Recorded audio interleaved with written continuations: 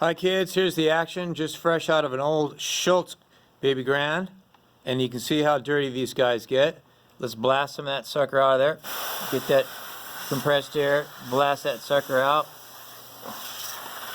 And I'm almost out of air there, I can see.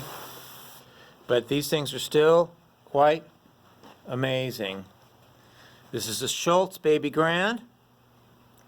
Fresh out of the hatch, as you can see. And these things get filthy dirty. You got to be really careful. I just broke one, getting it out of there. But these things are all super duper old. You know, like at least pushing 80 years, maybe more. Could be 100.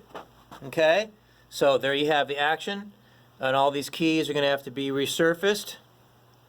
And let's take a look at the front here. And this is a freshly gutted, empty as a cave, as you can see. Okay, boys and girls, that concludes our video for today. That's a Shultz baby grand action. Bye-bye.